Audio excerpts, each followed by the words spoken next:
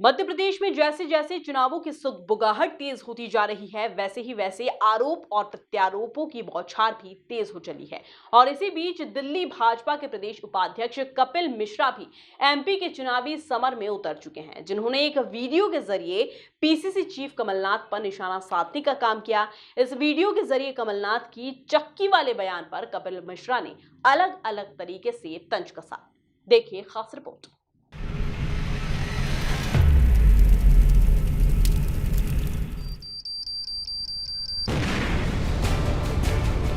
सवाल ये है कि एक व्यक्ति जो जिम्मेदार हो भारत के परमाणु कार्यक्रमों की जानकारी को लीक करने का, एक व्यक्ति जो दोषी हो खालिस्तानी आतंकवाद के जन्म का, एक व्यक्ति जो जिम्मेदार हो हजारों बेगुनाह सिखों के नरसंहार का, एक व्यक्ति लोकतंत्र की हत्या में भी शामिल रहा हो, एक व्यक्ति जिसके ऊपर दाग हो भ्रष्टाचार के, एक व्यक्ति जिसका परिवार भारत के रक्षा सौदों में दलाली करता हुआ पकड़ा गया हो।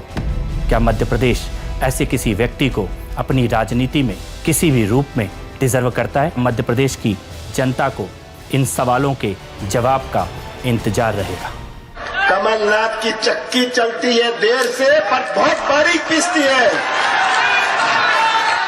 ये तो सभी जानते हैं कि भारत का पहला परमाणु परीक्षण 1974 में ही हो गया था, लेकिन उसके बाद जब तक इस देश में कांग्रेस की सरकारें रहीं, भारत दूसरा परमाणु परीक्षण कर नहीं पाया। बार बार ये तथ्य सामने आता था कि भारत की सरकार से ही कोई ना कोई व्यक्ति अमेरिका को भारत के परमाणु परीक्षण की जानकारी लीक कर रहा है, और इसके कारण जब भी भारत दूसरा एटॉमिक टेस्ट करने की योजना बनाता, उसको दबाव में आकर उस परीक्षण को रोकना पड़ता। कौन था वो व्यक्ति, ये बहुत समय तक पता नहीं चला, लेकिन अभी कुछ समय पहले विकीलीक्स का एक लेटर सामने आया।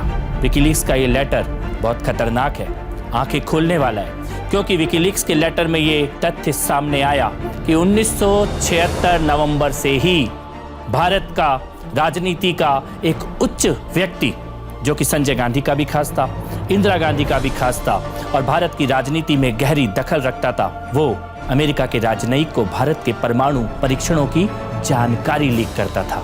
कौन था वो व्यक्ति?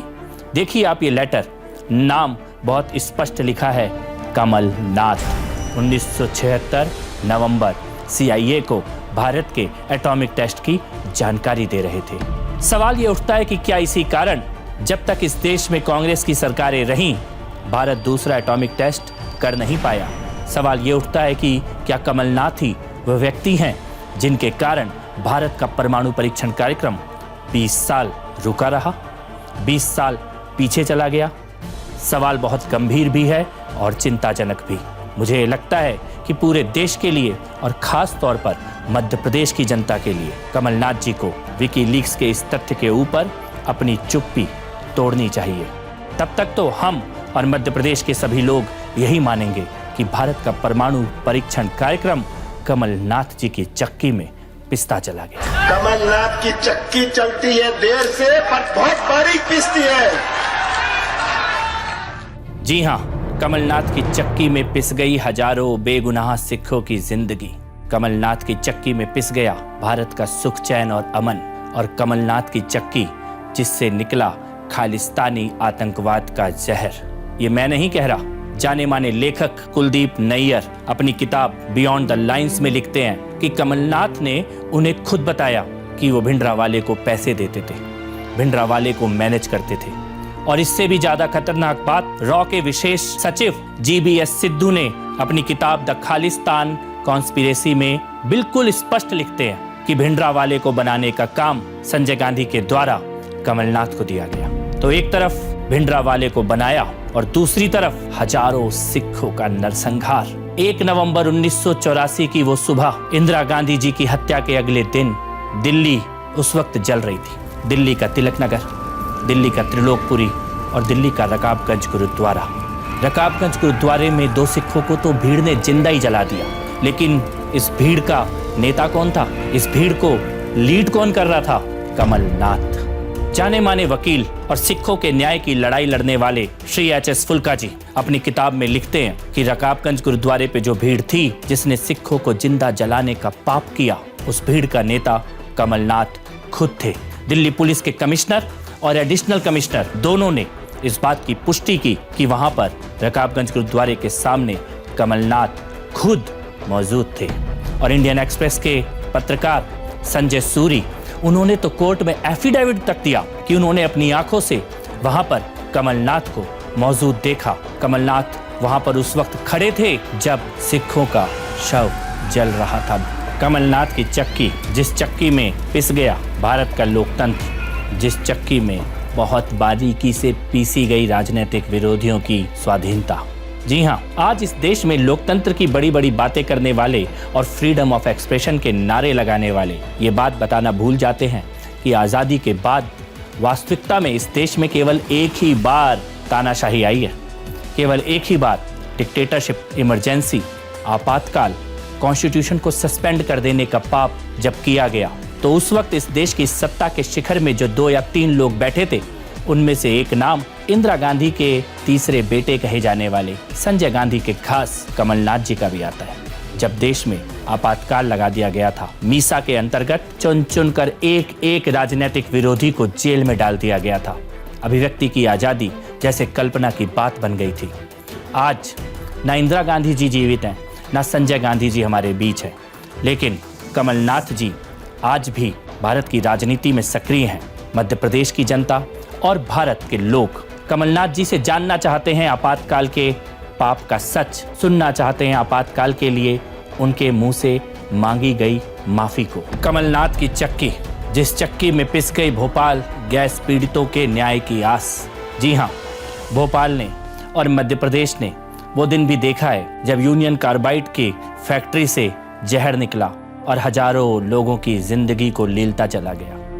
लोग तो ये भी कहते हैं कि जो उस दिन मारे गए वो तो फिर भी भाग्यशाली थे, लेकिन असली दर्द और पीड़ा तो उन लोगों ने झेली जो यूनियन कार्बाइड के जहर से बच गए, लेकिन सत्ता के जहर ने जिनको दशकों तक दर्द दिया, पीड़ा दी। एक तो उस वक्त की कांग्रेस की सरकार जिसने अपराधियों को भगाने का पाप किया, उनके किए हुए इस दुष्कर्म को, इस हत्याकांड को, इस नरसंहार को छुपाने का पाप किया। और उसके बाद जब दोबारा कांग्रेस की सरकार इस देश की सत्ता में बैठी और मध्य प्रदेश की राजनीति करने वाले कमलनाथ बन गए इस देश के वाणिज्य मंत्री, कॉमर्स मिनिस्टर, उस वक्त हत्यारों को वापस इस देश में स्वागत करके बुलाया गया। 2006 में CEO forum Montek Singh Ahluwalia planning commission के उपाध्यक्ष थे और कमलनाथ थे भारत के कॉमर्स मिनिस्टर।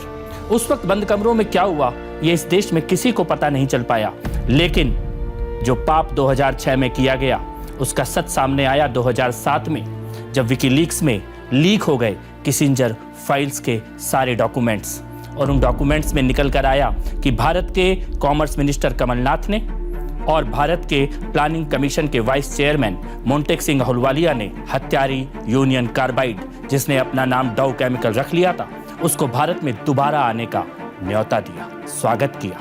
और यहां तक कि यूनियन कार्बाइड को, डाउ केमिकल को यह आश्वासन दिया कि जहर की सफाई की आपकी जिम्मेदारी नहीं है। साइट में जो पॉइजन है, जो लिक्विड है, मिट्टी में जो जहर मिला हुआ है, वो पाप की फैक्ट्री, हत्यारी, नरसंहार की गवाह, उसको साफ करने का डाउ केमिकल का कोई काम नहीं है। पाप से भी और पाप की जिम्मेदारी से भी, दोनों से डाउ केमिकल को मुक्त कर दिया गया। कमलनाथ की चक्की में भोपाल गैस पीड़ितों के हजारों लोगों की न्याय की आस को पीस दिया गया। कमलनाथ की चक्की जिसमें पिस गया भारत का स्वाभिमान, कमलनाथ की चक्की जिसमें से निकले भ्रष्टाचार के सौदे की एक ऐसी डील जिसके कारण भारत का सिर पूरी दुनिया के सामने शर्म से झुकने के लिए मजबूर हुआ। सोचिए कितना शर्मनाक होगा वो दिन जब विदेश की कोई जांच एजेंसी विदेश के अधिकारियों को इसलिए गिरफ्तार करे कि उन्होंने भारत के नेताओं को और अफसरों को रक्षा और सुरक्षा से जुड़े एक मामले में रिश्वत दी। जी हाँ, अगस्ता वेस्टलैंड की डील एक ऐसा ही मामला है। अगस्ता वेस्टलैंड में 12 वीवीआईपी हेलीकॉप्टरों को खरीदा जाना था और बात यह निकल के आई कि उसके लिए 3,600 करोड़ रुपए की रिश्वत भारत के नेताओं और अफसरों को खिलाई गई। इटली की एजेंसी ने जब इटली की कंपनी फिन मैकेनिका के प्रमुख को गिरफ्तार किया, तब यह निकल के आया कि अगस्ता वेस्टलैंड में रिश्वतखोरी की गई, पैसे का लेन देन किया गया और पैसा लेने वालों में सबसे प्रमुख नाम निकल के आया कमलनाथ के भांजे रतुल पुरी का, जिनको बाद में ईडी ने गिरफ्तार भी किया। लेकिन पाप और भ्रष्टाचार की यह गंगा यहीं पर खत्म नहीं होती, क्योंकि जब अगस्ता वेस्टलैंड से जुड़े हुए भ्रष्टाचारी राजीव सक्सेना से पूछताछ हुई, उसकी कंपनियों को जांचा गया, खंगाला गया, तो निकल के आया कमलनाथ के बेटे बकुलनाथ और उनकी कंपनियां राजीव सक्सेना के साथ डील करती थी, फंडिंग करती थी, उनके तार एक दूसरे से जुड़े हुए थे। भ्रष्टाचार का ऐसा मामला पूरी दुनिया में अपने आप में अनोखा है। कमलनाथ की चक्की में पिस रहा था भारत का स्वाभिमान, पीसे जा रहे थे भारत की रक्षा और सुरक्षा से जुड़े हुए सौदे, और हजारों करोड़ों की लेन देन में पिस रही थी भारत की टैक्स देने वाली जनता। सवाल यह है कि एक व्यक्ति जो जिम्मेदार हो भारत के परमाणु कार्यक्रमों की जानकारी को लीक करने का, एक व्यक्ति जो दोषी हो खालिस्तानी आतंकवाद के जन्म का, एक व्यक्ति जो जिम्मेदार हो हजारों बेगुनाह सिखों के नरसंहार का, एक व्यक्ति लोकतंत्र की हत्या में भी शामिल रहा हो, एक व्यक्ति जिसके ऊपर दाग हो भ्रष्टाचार के, एक व्यक्ति जिसका परिवार भारत के रक्षा सौदों में दलाली करता हुआ पकड़ा गया हो। क्या मध्य प्रदेश ऐसे किसी व्यक्ति को अपनी राजनीति में किसी भी रूप में डिजर्व करता है? मध्य प्रदेश की जनता को इन सवालों के जवाब का इंतजार रहेगा।